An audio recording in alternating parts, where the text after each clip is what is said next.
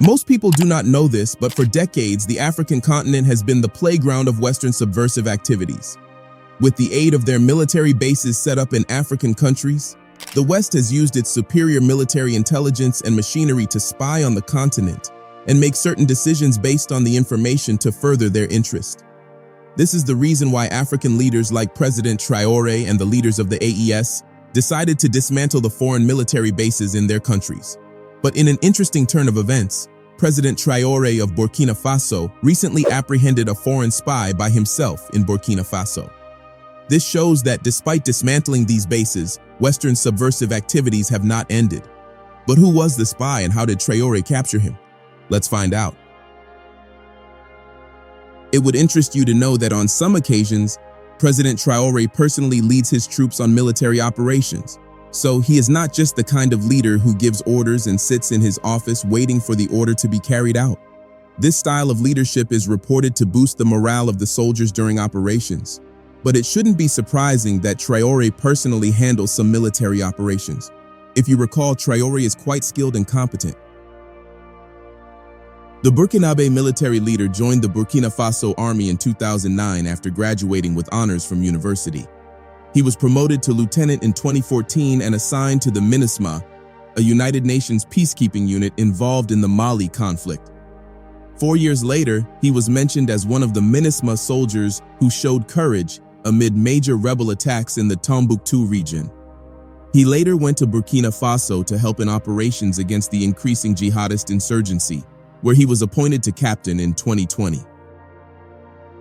Now, it was during one such military operation led by President Traore that he caught the foreign spy. According to the reports, the spy had infiltrated a high-risk area in eastern Burkina Faso. This area is quite notorious for insecurity, as armed groups have tried to take over the area. Apparently, the spy had been sent with a clear mission to gather sensitive intelligence that could potentially destabilize Burkina Faso and destroy the ongoing efforts to combat insecurity. However, due to the vigilance of the Burkinabe military, the foreign element was quickly identified and an operation was launched to capture him. President Traore decided to lead this operation and he was successful. Currently, investigations are still ongoing to determine who this foreign spy is and where he was sent from. The interesting thing is that this is not the first time that the Burkinabe military has caught spies infiltrating the country. Since Traore made it clear that it doesn't want to have anything to do with France, the authorities in France have been trying hard to cause chaos and destabilize the country. One way they have done this is by sending spies into the country to gather intelligence. But just like how it happened recently, these spies were caught by the Burkinabe military. Before we proceed, here is a reminder to support our channel by liking this video, dropping a comment, and subscribing to our channel so that you can get more videos like this. Now, the first of such subversive activities occurred on December 1st, 2023, when 4 French spies were arrested, charged, and imprisoned in the capital Ouagadougou. According to the Burkinabe military authority, these officials were French secret intelligence agents, but guess what? France denied it, saying that the officials were mere IT support staff. But we shouldn't be surprised, it's what happens. When these Western agents are caught doing questionable activities and the country in question is called to answer for these agents, the agents are disowned, or they come up with a silly excuse as to why they are in the country. However, the Burkinabe authorities were smarter than that and detained these spies. At the time, the disclosure of these arrests put French authorities in an awkward position, leading to attempts by France to stop the spread of the news. It was reported that France reached out to the French media house that reported this news and tried to persuade them from publishing the news. The French Foreign Ministry also tried to download the incident.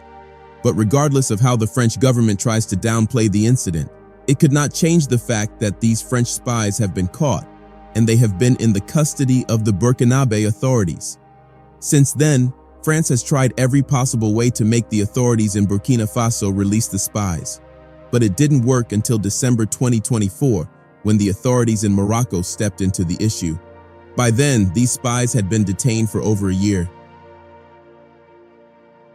Interestingly, even though the French authorities tried to deny that they were spies, the head of France's foreign intelligence agency, the DGSE, admitted the truth himself. According to President Traore, the spies were only released thanks to the good relations with Morocco. Recall that Morocco is one of the African countries that supported Burkina Faso and other coup-led countries at a time when they faced condemnation from the West and ECOWAS. The King of Morocco pledged to give the countries of the Sahel access to global trade through the Atlantic.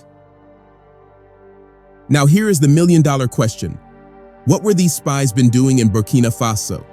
What has the investigation into their activities revealed? According to the investigation, the French spies revealed that there exists an extensive network of French agents across African countries, and their job is to provide aid to rebel groups involved in conflicts across the Sahel region. This is a bombshell. What this simply means is that France has been sending its agents to give support to rebel groups, including jihadists, who have been the major cause of insecurity and conflict in African countries. These agents are not just in Burkina Faso, they spread across the African continent.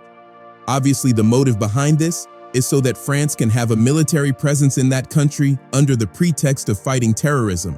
What a scam. Their military presence also ensures that they have access to critical minerals present in abundance in the country. The very idea that a foreign country can manipulate the security situation of the country for its political interests without regard to the effect it would have on the populace is essentially troubling. It's no wonder that despite the number of years spent by French forces in Mali, Niger, and Burkina Faso, the insecurity and conflicts persisted in each of these nations. Reports even suggest that the insecurity worsened by a significant margin after French troops settled in the country. If these reports by the French spies are correct, it means foreign military forces such as the French forces and the US forces that are invited to help fight against terrorism might just be responsible for it. This therefore means that African leaders across the continent need to thoroughly investigate the activities of the so-called counter-terrorism efforts by Western militaries in their countries. Of course, we believe the reports of the investigation. Just last week, the world went into an uproar after a US congressman revealed that US aides, under the leadership of former US President Obama and Biden, funded terrorist groups. African countries have been dealing with insecurity for years, resulting in the loss of lives and properties. Yet the people funding these operations are supposedly champions of justice and democracy. If the US can fund these operations, then it cannot be far-fetched to say that France has also supported some of these terrorist groups, especially in the Sahel region. Interestingly, President Traore has been saying this for some time, but only a few people believe him. But Traore is right in his assertions, and that is why he has tried to uproot every element of French subversive activities in Burkina Faso. In 2024, for instance, Burkina Faso expelled 3 French diplomats from the country for subversive activities. According to the message sent by the Burkinabe Foreign Ministry to the French embassy, 3 were declared persona non grata and told to leave the country in 48 hours.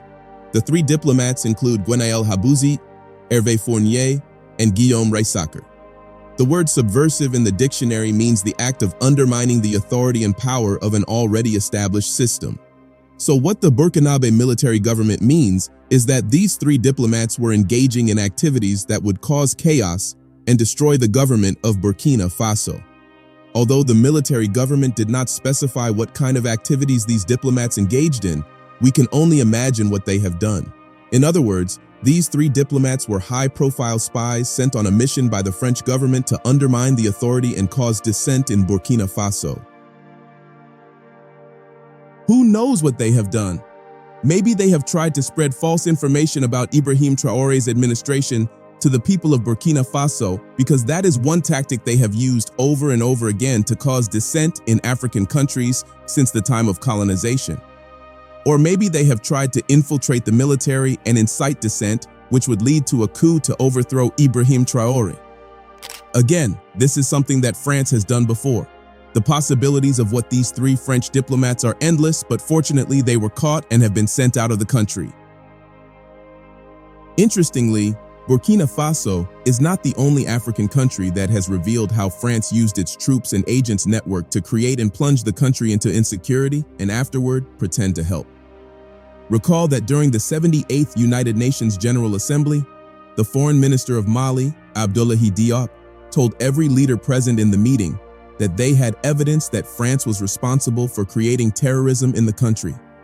In the presence of every world leader present, including France, Foreign Minister Diop recounted how he sent a letter to the President of the United Nations Security Council detailing French support for terrorist groups.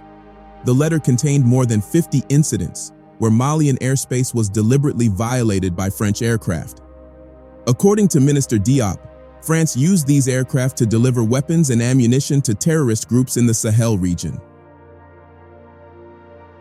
France knew that if it had asked permission from the Malian authorities, they would have demanded that the aircraft be inspected, which would lead to the discovery of these weapons. This is why they entered the Malian airspace illegally. The letter further stated that the Malian authorities had evidence that France used this airspace violation to gather intelligence to aid terrorist groups and provide them with arms and ammunition.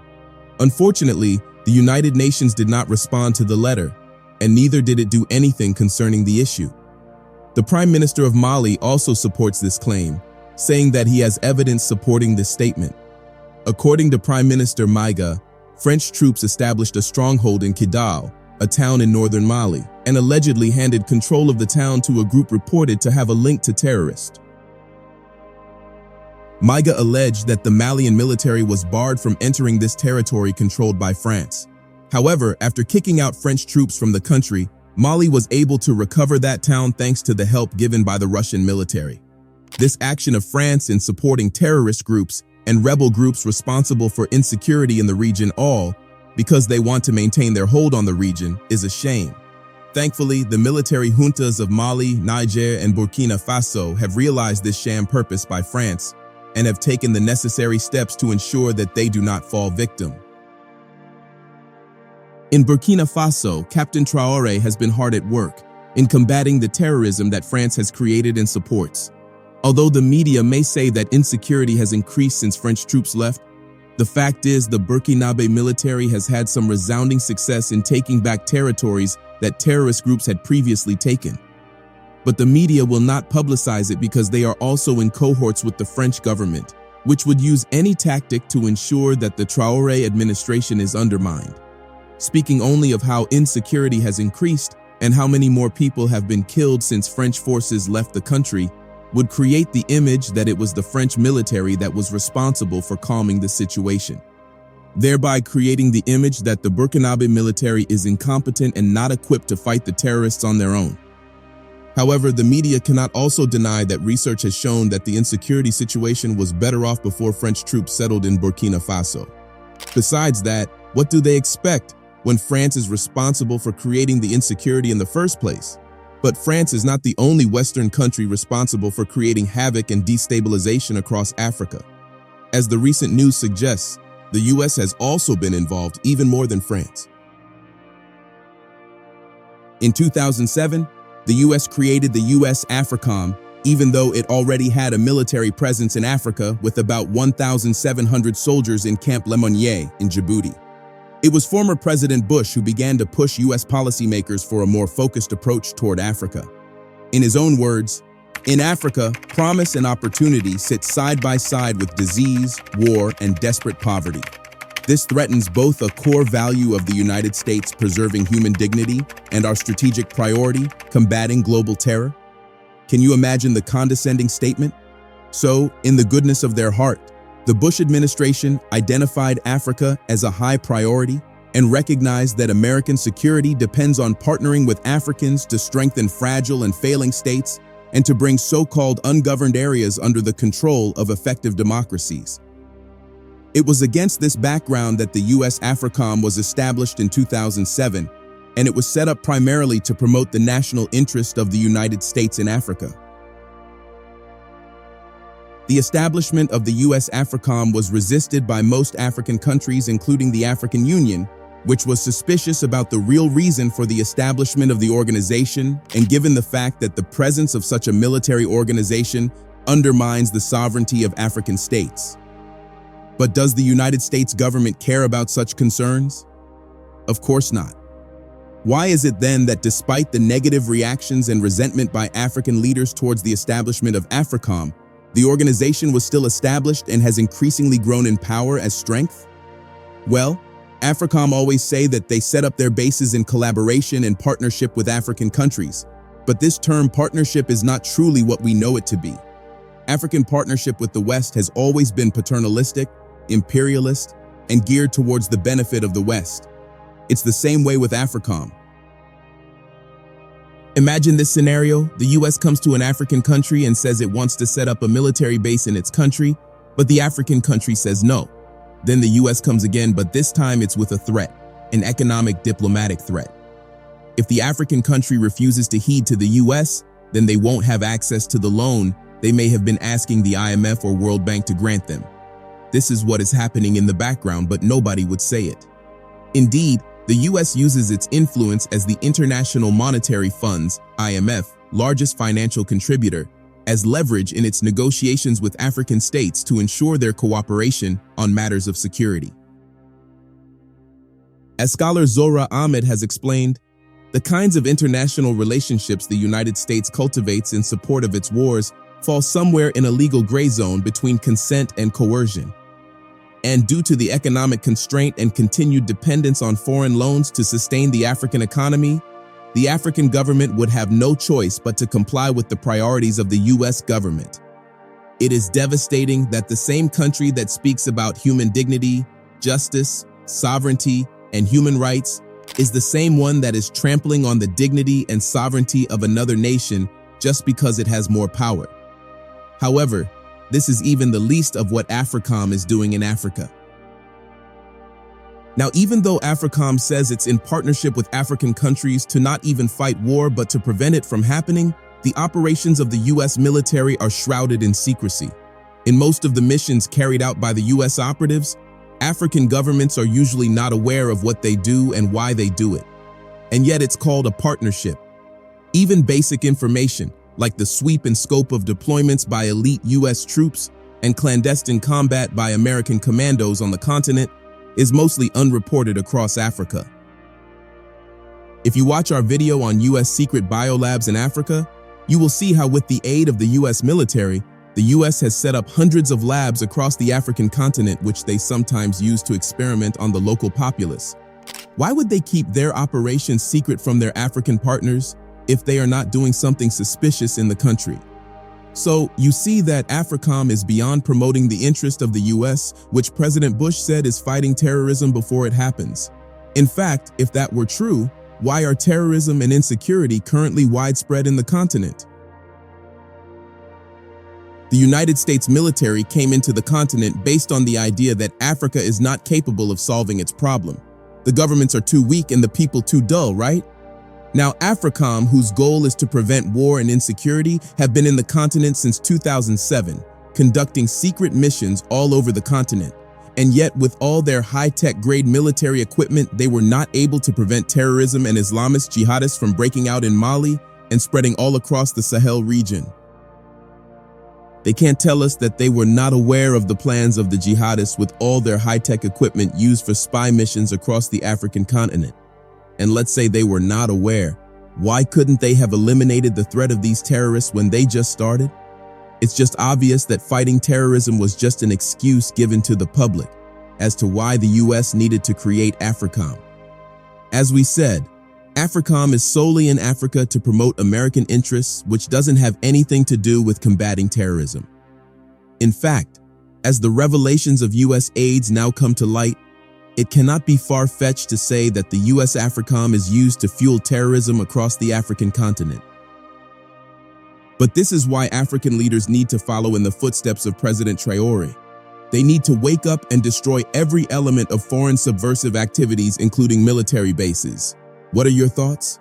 Let us know in the comments section below. Don't forget to like this video, drop a comment, and share.